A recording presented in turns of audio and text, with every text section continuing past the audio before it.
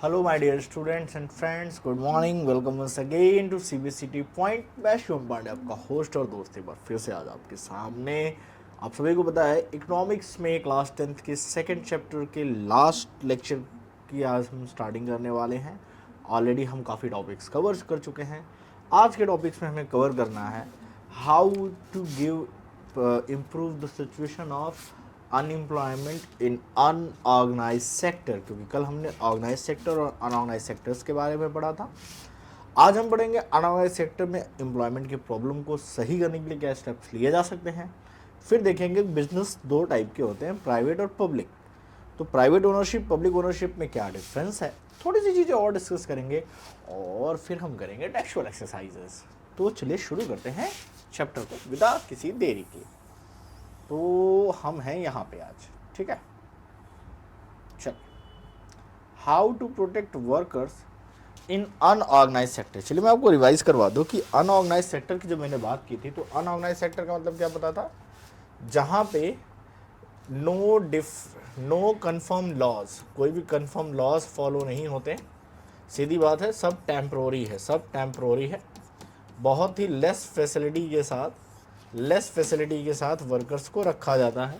और इसमें मैंने बहुत सारे एग्जांपल दिए थे। इंडिया में हार्डली फॉर्मल ऑर्गेनाइज सेक्टर 15 से 20% है, मैक्सिमम 30 हो सकता है, इससे ज़्यादा नहीं है। बाकी सारा का सारा सेक्टर अनऑर्गेनाइज है। अनऑर्गेनाइज में जो कैजुअल लेबर हैं, लारी वाला है, दुकान वाले हैं, मतलब जो ये छोटे काम करते हैं, पेंटर, कारपेंटर, मोची, धोबी, ये सारे के सारे क्या हैं, अनऑर्गेनाइज सेक्टर में आते हैं।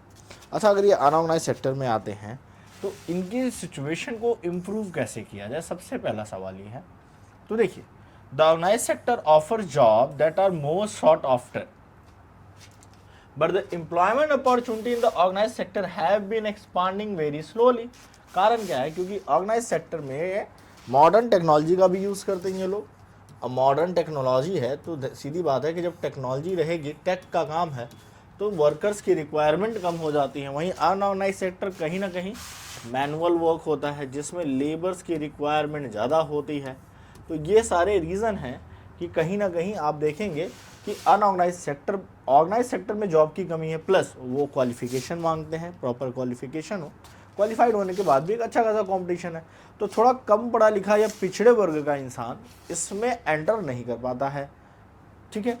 It is also common to find many organise sector entrepreneurship in the unorganised. मतलब समझिए कि बहुत सारी ऑर्गेनाइज कंपनियां आजकल क्या करती है, कॉन्ट्रैक्ट पे काम करवाती हैं। कॉन्ट्रैक्ट पे काम लेने का मतलब क्या हो गया कि ये लेबर उठाती है अनऑर्गेनाइज सेक्टर की तरह और हैं खुद ऑर्गेनाइज। इसमें क्या होता है, इनको मिलता है चीप लेबर। अब चीप लेबर का मतलब क्या है, ये कहीं ना कहीं कुछ ऐसे प्रोविज़न करती हैं कि ये लेबर लॉ की कैटेगरी में आने से बच जाएं और फिर लेबर को एक्सप्लॉइट करें। तो follow the law, they protect the labours. As a result the large number of workers are forced to enter in the organise sector job. जितने की लगभग में मार्केटिंग में, जितने सेल्स में बंदे जॉब करते हैं, कहने को तो कंपनी ऑर्गेनाइज है, लेकिन जिस तरह से इनकी सैलरी है, प्लस जिस तरह से वो काम लेती हैं, and the way they give the holidays and all, आप मान के चलिए वो अपने आप में सबसे अनऑर्गेनाइज सेक्टर में आ जाते हैं, जिस तरह से वो लोग काम करते हैं। तो क्योंकि उनकी सैलरी भी बहुत लो होती है और जॉब सिक्योरिटी के नाम पे कुछ खास नहीं देते। They are often exploited, not paid for a fair wages, their earning is low and not regular, these jobs are not secure and have no other benefits. पहले तो सिक्योरिटी नहीं है और कोई बेनिफिट भी नहीं है। जैसे मैं ही अपने आप को ले लूँ तो मैं किसी भी प्रॉपर ऑर्गेनाइजेशन में काम नहीं करता हूँ। अपने आप में मैं भी एक अनऑर्गेनाइज पर्सन हूँ जो सेल्फ एम्प्लॉयड हूँ, गिने चुने पार्ट टाइम जॉब करता हूँ, अदरवाइज मैं अपना खुद का करता हूँ। तो मुझे सोचिए कि क्या मेडिकल लीव मिलती है, नहीं मिलती है। क्या जितने दिन मुझे छुट्टियाँ मिलती है उसकी पेमेंट मिलती है, जी नहीं। मैं खुद जितने दिन या जितने घंटे नहीं पढ़ाता मैं उसकी पेमेंट नहीं पाता हूँ, बट मैं जितने घंटे या दिन करता होगा उतने ही दिन की पेमेंट मुझे मिलती है। लीव्स गिनी चुनी मिलती हैं जो मैं खुद से तय कर लेता हूँ। तो ये कुछ चीज़ें हैं। तो कहीं ना कहीं एक लिटरेट पर्सन होकर भी मैं अभी अनऑर्गेनाइज सेक्टर में, इससे 5 साल मैंने ऑर्गेनाइज सेक्टर में काम किया। लेकिन ऑर्गेनाइज सेक्टर में भी हुआ क्या, ऑर्गेनाइज सेक्टर की अपनी कमियां हैं कि काम का वर्कलोड और वेजेस में काफ़ी डिफरेंस, क्योंकि इंडिया में अनएम्प्लॉयमेंट का रेट ज़्यादा है। तो अनऑर्गेनाइज सेक्टर के कुछ अपने फ़ायदे हैं, लेकिन फ़ायदे क्यों हैं मुझे, क्योंकि मैं एक लिटरेट पर्सन हूँ और मेरी एक अलग स्टेटस है एज अ टीचर लेकिन यहाँ पे दिक्कत उनके लिए है जो कैजुअल लेबर्स है, तो अनऑर्गेनाइज है, लेकिन अगर आप लिटरेट है और चीज़ें अलग हैं तो आप आपको अलग तरीके से देखिए। लेकिन अब कैजुअल लेबर हैं, कॉबलर हैं, मोची के काम करते हैं, धोबी हैं, वॉशरमैन हैं, रेगुलर वर्कर्स हैं, कारपेंटर है, पेंटर है, आर्टिशियन है, तो फिर आपके लिए दिक्कत है। तो उन लोगों के लिए दिक्कत है अनऑर्गेनाइज सेक्टर में, क्योंकि एक पढ़ा लिखा इंसान अपने हक के लिए थोड़ा बहुत लड़ भी सकता है। They are not that much literate. Since 1990, it is also common to see a large number of workers losing their job. 90s के रिसेशन का मतलब मंदी का दौर आया, और मंदी के दौर के बाद कंपनियों ने एक तय किया कि काम कॉन्ट्रैक्ट पे कराओ, यंगस्टर्स को हायर करो, फ्रेशर्स को हायर करो, कम सैलरी दो, कॉन्ट्रैक्ट पे काम कराओ, प्राइवेटाइजेशन करो, लेकिन बहुत ज़्यादा सैलरी मत दो, पेंशन वगैरह ख़त्म कर दो। These workers are forced to take up jobs in the unorganized sector with the low earnings. Hence, beside need for more work, they are also need more protection. तो आप कह सकते हो कि सरकार को ये ध्यान देना है कि इनको केवल काम ही ज़्यादा नहीं चाहिए, काम तो चाहिए, और काम से में जो भी इनके साथ गलत होता है उससे प्रोटेक्शन भी चाहिए। प्रोटेक्शन चाहिए इनको कि भाई हमें प्रोटेक्शन दीजिए, इन सारे काम ये जो अलग अलग लॉस के थ्रू इनको एक्सप्लॉइट किया जाता है। चलिए थोड़ा और जानते हैं इनके बारे में। Who are these vulnerable people? सवाल ये है कौन है। अगर ध्यान से देखेंगे तो पहले तो ये लैंडलेस लेबर होते हैं, उसके बाद ये होते हैं शेड्यूल कास्ट से, SC ST से, शेड्यूल कास्ट या शेड्यूल ट्राइब से बहुत ज़्यादा बिलोंग करते हैं। स्मॉल एंड मार्जिनल फार्मर्स या छोटे किसान होते हैं। छोटे किसान का मतलब क्या हुआ?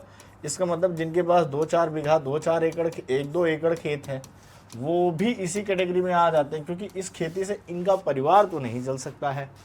ठीक है, such as weaver, blacksmith, carpenter, gold Smith.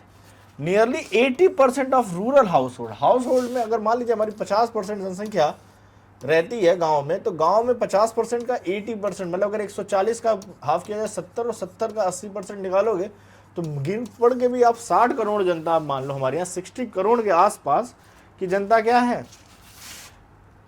In a small and marginal farmer category में है। क्योंकि वो बड़े किसान नहीं है, किसी के पास 2 बीघे हैं, 4 बीघे हैं, 1 बीघे हैं, 2 बीघे हैं, जिसमें कुछ होता जाता नहीं है खाने पीने का। ठीक है, These farmers need to be supported through the adequate facilities. तो इन फार्मर्स को seed, agriculture inputs, credit storage facilities and as well as उनको सेल करने के लिए मार्केट आउटलेट्स को प्रोवाइड करवाना, ये कहीं ना कहीं गवर्नमेंट की जिम्मेदारी है। कोई भी प्राइवेट कंपनी इसमें हाथ नहीं डालेगी, क्योंकि प्राइवेट कंपनी का काम अर्निंग है, समाज सेवा से उसका कोई खास लेना देना नहीं है। ठीक है, आगे बढ़िए। अर्बन एरियाज की बात करें, unorganised sector comprises mainly workers in the small scale industry. और ध्यान से देखें तो स्मॉल स्केल इंडस्ट्री में पूरा का पूरा अनऑर्गेनाइज्ड सेक्टर है। जैसे कि अपने घर में लेबर, अभी मेरा एक दोस्त है वो दिवाली में आना चाहता है, वो एक अनऑर्गेनाइज्ड सेक्टर में काम करता है, आई थिंक कुछ एम्ब्रॉयडरी का काम करता है। अब क्योंकि क्या है, दिवाली आ रही है और फिर ठंडी का सीजन आ रहा है, तो शायद उस काम बढ़ गया, तो मालिक ने उसको सैलरी ही नहीं दी। महीना पूरा हो गए हैं, 40 दिन हो गए हैं, लेकिन उसको सैलरी नहीं दी। क्यों नहीं दी? क्योंकि पता है जैसे ही सैलरी मिलेगी ये गांव भाग जाएगा, दिवाली मना के आएगा, और वो नहीं चाहता कि ये गांव जाए। तो अब वो गांव नहीं आ रहा है। हमने सोचा था आज के बाद हम गांव निकल जाएंगे, कल 2 दिन की छुट्टियां मनाएंगे, तो ये दिक्कत आती है। ठीक है, तो स्मॉल स्केल इंडस्ट्री में काम करता है, कैजुअल वर्कर है, इन कंस्ट्रक्शन साइड है, ट्रेड या ट्रांसपोर्ट में है, and those who work as a street vendor, जो आपके गलियों में वो लारी लगाते हैं, फल बेचते हैं, हेड लोड वर्कर जो सामान उठाते हैं, गारमेंट्स बेचते हैं, रैक पिकर्स बेचते हैं। Small scale industry also need government support. क्यों? For procuring raw material and marketing output, कि उनको भी रॉ मटेरियल और मार्केटिंग आउटपुट अच्छा मिले तो वो ज़्यादा प्रॉफिट क्रिएट कर सके। क्योंकि मैक्सिमम रॉ मटेरियल पे सबसे पहला लार्ज स्केल इंडस्ट्रीज कब्जा उठा लेती हैं, वो बल्क में खरीदती हैं, उन्हें सस्ता पड़ता है, और हमें क्या होता है, हमें काफ़ी ये महंगा पड़ जाता है। We also find that majority of workers from scheduled caste and scheduled tribes, ये तो मैंने आपको बता ही दिया है। तो ओके, तो ये शेड्यूल कास्ट और शेड्यूल ट्राइब से हैं, बैकवर्ड कम्युनिटी से हैं। They find themselves in the unorganised sector. Beside getting the irregular and low paid work, these workers are also face social discrimination. जहाँ ये काम करते हैं वहाँ पे भी जाति के नाम पे भेदभाव होता है कि तुम शेड्यूल कास्ट के हो तो तुमको लोअर, एक तो सैलरी भी कम, वर्कलोड ज़्यादा, वर्कलोड क्या होगा, ज़्यादा होगा, और रिस्पेक्ट जो होती है कि सैलरी और इन सब के अपार्ट एक चीज़ वर्क करती है जिसे कहते हैं रिस्पेक्ट, उसका यहाँ कोई खास नामो निशान नहीं होता है। तो ये सारी चीज़ें आपको यहाँ देखने को मिल जाएंगी, ठीक है। अब ध्यान से देखिए, classifying economic activities, primary secondary tertiary, criteria use कीजिए, मोस्ट इंपॉर्टेंट कंक्लूजन निकालिए। ये आपका पार्ट ऑफ वर्क होता है जो आपको सेल्फ करना है, और जब कभी भी डाउट हो तो मेंशन कीजिए कमेंट बॉक्स में, मैं आपको पूरा का पूरा ये एक्सप्लेन कर दूंगा। फिर इस तरह के जितने भी चार्ट होंगे that I will explain in the class, but first आपको खुद से इसको ट्राई करना है। आगे आते हैं और नेक्स्ट टॉपिक पे देखते हैं, sector in the term of ownership, मालिकाना हक के मामले में बोला जाए तो पब्लिक सेक्टर, जिसे आप लगभग में जो गवर्नमेंट के अंदर आते हैं वो हो जाते हैं, और फिर प्राइवेट सेक्टर जिसके कोई इंडिविजुअल या ग्रुप ऑफ पीपल मालिक हो वो होते हैं। तो समझते हैं प्राइवेट सेक्टर और पब्लिक सेक्टर के अपने अपने रोल हैं और दोनों इंपॉर्टेंट हैं। जैसे कि another way of classifying economic activities into the center could be on the basis of two who own asset, किसके अंडर में ये आता है उस पर डिपेंड करता है। जैसे कि पब्लिक सेक्टर को कौन एसेस करेगा, government own most of the asset and provide all the services. वहीं प्राइवेट सेक्टर में ओनरशिप और डिलीवरी किसी के प्राइवेट इंडिविजुअल या कंपनी के हाथ में होगी। कौन से आते हैं, जैसे रेलवे की बात करें, पोस्ट ऑफिस बात करें, ये एग्जाम्पल किसके हैं, ये सारे के सारे किसके हैं, पब्लिक सेक्टर के। वहीं आयरन स्टील, रिलायंस, ये जितनी भी बड़ी बड़ी कंपनियों के नाम सुनते हैं प्राइवेट सेक्टर के नाम पे हैं, क्योंकि इंडियन इकोनॉमी कैसी है, हमारी मिक्स्ड इकोनॉमी है। मिक्स्ड इकोनॉमी में क्या होता है, पब्लिक और प्राइवेट, गवर्नमेंट और इंडिविजुअल दोनों की प्रॉपर्टीज को वैलिडिटी दी जाती है। ऐसा नहीं है कि सब कुछ गवर्नमेंट कंट्रोल करती है। हालांकि the public sector is not just earn profit, the governments raise money through the taxes and other ways to meet the expenses of the services rendered by it. Modern day government spend on a whole range of activities.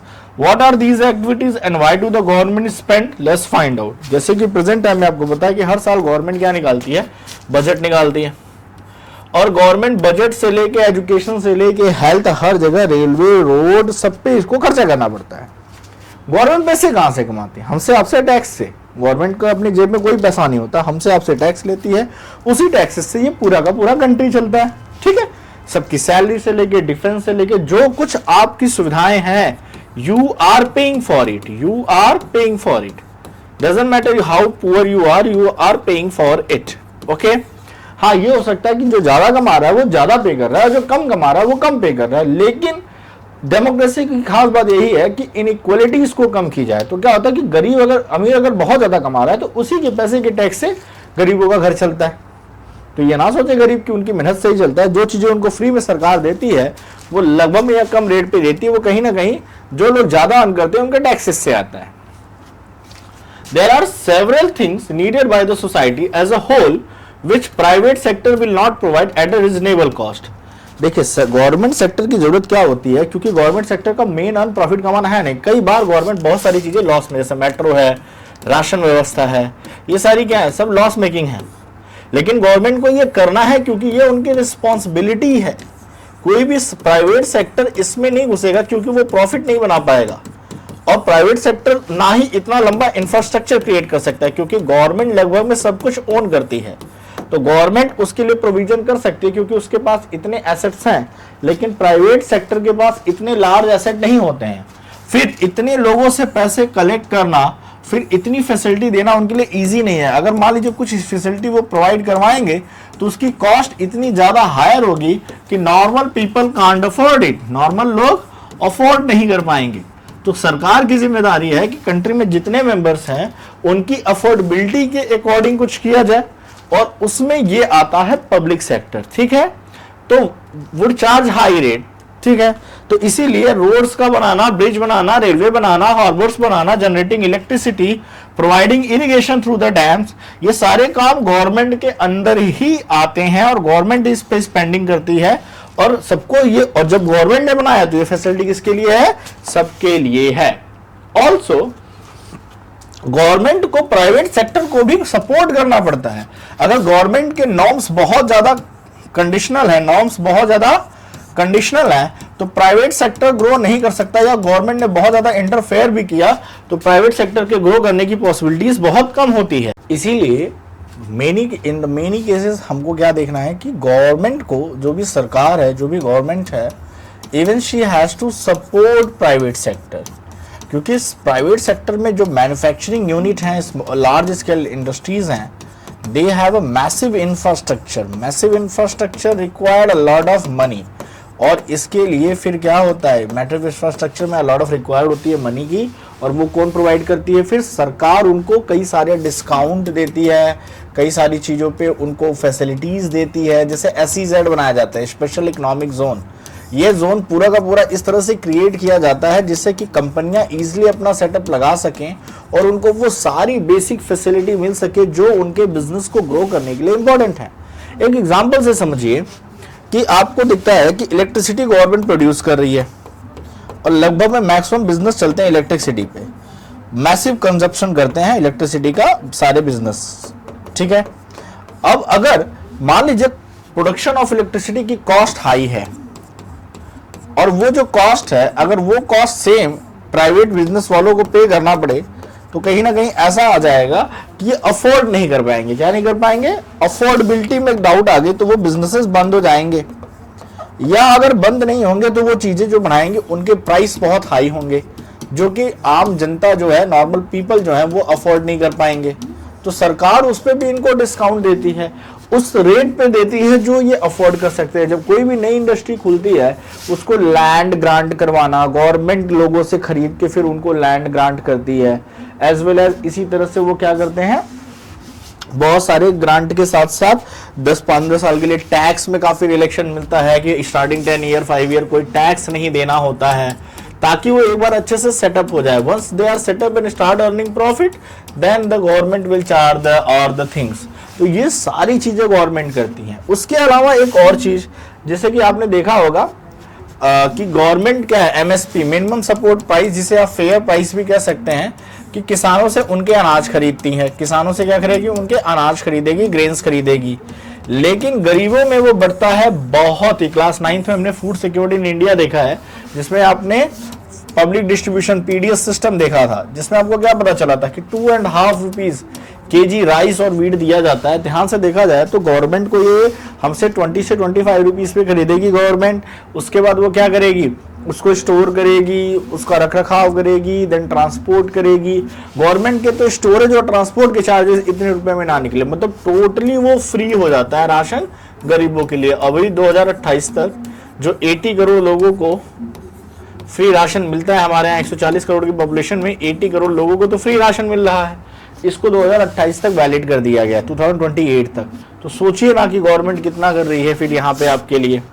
गरीब एक इंसान को और क्या चाहिए? 2 पेट की रोटी तो चाहिए ना यार, 2 वक्त की, ठीक है। ये सारे कॉस्ट कौन बियर करता है? गवर्नमेंट। तो गवर्नमेंट फार्मर्स और कंज्यूमर्स दोनों को सपोर्ट करती है। मतलब कहने का ये है कि मैक्सिमम रिसोर्सेज सरकार के हाथ में है, डिसीजन मेकिंग सरकार के हाथ में है। तो they have to take such kind of decision which is should be profitable for everyone। इनको सबके बारे में सोचना है। There are large number of activities which are the primary responsibility of the government and government must spend on this like education, defense, health sector, बहुत सारी चीजें यहाँ पे हो गई। We have discussed some of these issues in the first chapter, running proper school, quality education, elementary education। ये सारी responsibility किसकी आ जाती है? गवर्नमेंट की आ जाती है। और इंडिया की तो इलिटरेट पॉपुलेशन लार्जेस्ट है इन द वर्ल्ड में, हमारे यहाँ तो इलिटरेसी का बहुत हाई रेट है। Similarly we know that nearly half of India's children are malnourished and quarter are critically ill।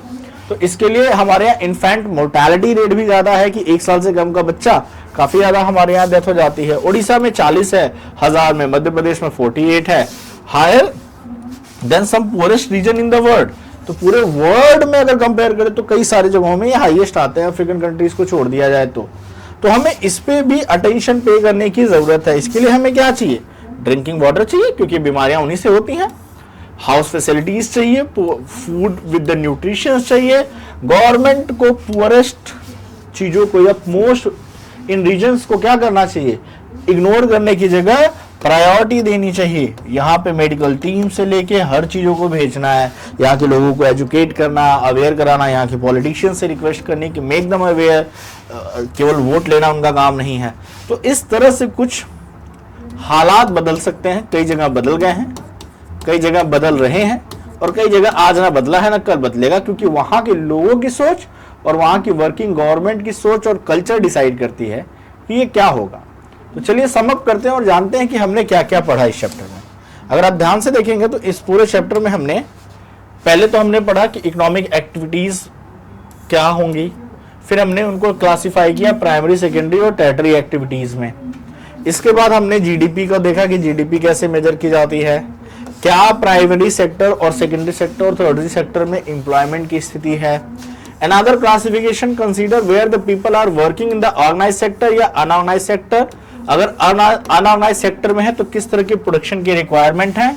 फिर हमने देखा प्राइवेट और पब्लिक एक्टिविटीज के बीच में देखा, और गवर्नमेंट का इसमें क्या इंपॉर्टेंट रोल है उसको भी देखा कि प्राइवेट ओनरशिप और पब्लिक ओनरशिप की कंपनियों में क्या डिफरेंस है। तो ऐसी बहुत सारी चीजें हमने इस चैप्टर में डिस्कस की हैं जो आपके लिए काफी इंपॉर्टेंट हैं। अब हमको जो करना है वो क्या है, वो है हमारे क्वेश्चन आंसर्स एक्सरसाइजेस हैं। जैसे यहाँ पे फिल इन द ब्लैंक्स है, और इसमें पहला क्वेश्चन है, चलिए देखते हैं। कह रहा है fill in the blanks using the correct option। employment in the service sector increased।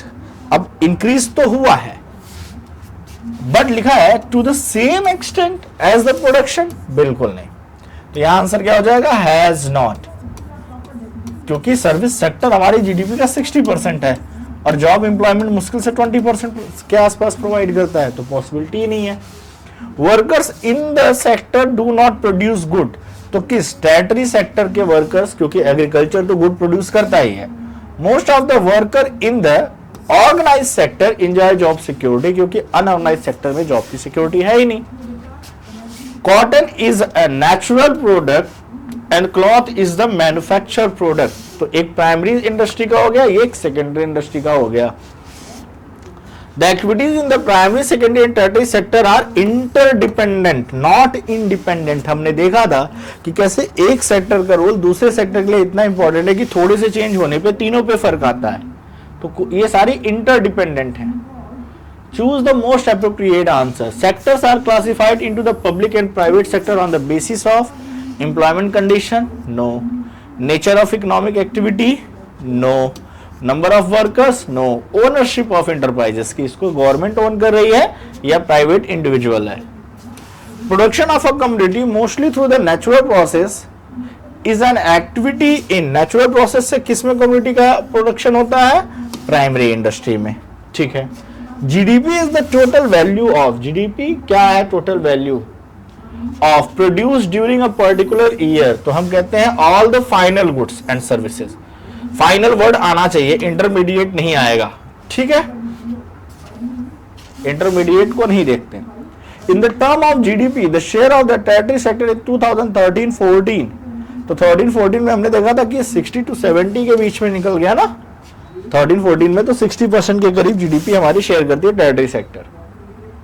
चलिए, मैच द कॉलम। कौन सा प्रॉब्लम है और क्या पॉसिबल मेजरमेंट्स है। अगर अनइरिगेटेड लैंड है तो हमें क्या करना पड़ेगा? Construction of canal. Low price of crops है तो क्या करेंगे भाई? हम कहेंगे कि procurement of food grains by the government, की गवर्नमेंट उसको खरीदे। डेप्ट बर्डन है तो बैंक क्रेडिट प्रोवाइड करे लो इंटरेस्ट पे। No job if off season है तो एग्रो बेस्ड मिल सेटअप की जाए। Complete to sell grain to the local trader harvest, तो हम क्या करेंगे? कोऑपरेटिव मार्केटिंग सोसाइटीज खोलेंगे कि यहां पे ले जाके बेचें। सीधी बात। Find out odd one. धोबी, टूरिस्ट, ट्रेलर। तो टूरिस्ट गाइड आपका ऑड हो गया। क्यों? क्योंकि ध्यान से देखा जाए तो ये सभी के सभी क्या हैं? एक तरह के अनऑर्गेनाइज सेक्टर में जॉब करने वाले हैं। अनऑर्गेनाइज सेक्टर है, ऊपर से ये प्रॉफिट मेकिंग के लिए ही काम करते हैं। जब तक पैसा नहीं प्रॉफिट होगा क्या करेंगे काम करके। लेकिन और किसी भी स्टेज पे ये स्टार्ट कर सकते हैं अपना काम। टूरिस्ट गाइड भी अनऑर्गेनाइज सेक्टर में, लेकिन मोस्टली ये कंपनीज के थ्रू हायर होते हैं या गवर्नमेंट के भी टूरिस्ट गाइड होते हैं और ये प्रॉपर ऑर्गेनाइज्ड वे में काम करते हैं। ठीक है, तो मोस्टली ये ऑर्गेनाइज होते हैं, सब अनऑर्गेनाइज्ड भी होते हैं, no doubt. Teacher, doctor, vegetable vendor, ध्यान से देखा जाए तो लॉयर, टीचर एंड डॉक्टर्स ये सारे टेरिटरी सेक्टर में आ जाते हैं और एज वेल एज बड़े ही पढ़े लिखे एक ऑर्गेनाइज सेक्टर में काम करने वाले जॉब हैं।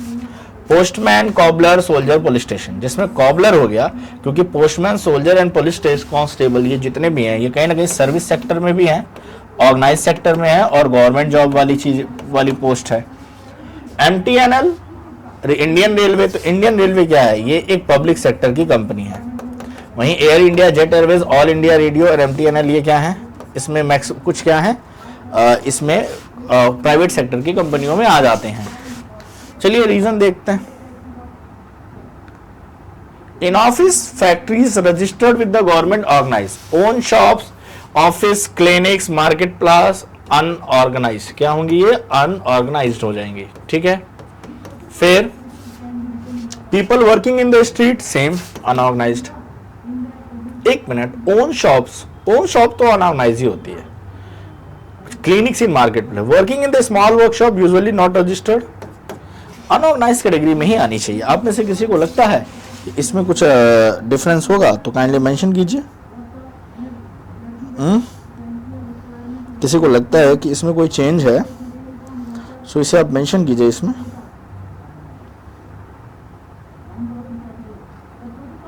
MTNL और ठीक है, तो ये कुछ चीजें हैं। इसके बाद तो मुझे नहीं लगता कि और कुछ आपका है। क्वेश्चंस है, इनको आप डिस्कस कर लीजिए। क्वेश्चन हमारा है, complete the table, what is the percentage of workers in the organised sector in the city. खैर वो तो चलिए अलग बात है। Do you think the classification of economic activity in the primary, secondary and territory is useful. Yes, it is very useful, क्योंकि अगर हम इसको क्लासिफाई नहीं करेंगे तो हमें कैसे पता चलेगा कितने लोग किस सेक्टर में ऑर्गेनाइज वर्क कर रहे हैं, कौन से में नहीं, कौन सा वेल ऑर्गेनाइज है, कौन सा कम ऑर्गेनाइज है, कौन सा सेक्टर ज्यादा ग्रो कर रहा है और कौन सा सेक्टर लो जा रहा है, इसका भी तो पता लगाएंगे। तो फिर जो लो जा रहा है उस पर ध्यान देंगे, अदरवाइज हमें पता ही नहीं चलेगा। अगर हम टोटल देखेंगे तो हमें हमेशा ग्रो ही दिखेगी, तो वो अच्छी बात नहीं है, इसलिए इसका क्लासिफिकेशन होना चाहिए। For each of the sector, what that we came across the chapter, why should we focus employment and GDP? देखिए employment and GDP की खास बात क्या है कि ये देश छोटा हो या बड़ा, उसकी पॉपुलेशन साइज पे मैटर करता है, उसकी एरिया पे नहीं, उसकी पॉपुलेशन साइज पे मैटर करता है। तो पॉपुलेशन और एरिया को जब उसकी मनी टोटल इनकम को डिवाइड करते हैं तो जीडीपी आती है।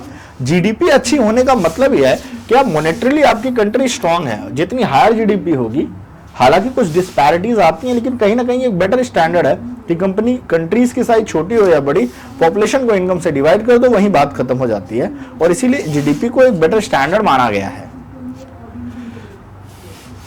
How is the tertiary sector different from the other sector? सीधी बात है, tertiary sector do not produce any good, but it is the support system of every industries. ये सबसे लंबा सपोर्ट सिस्टम है।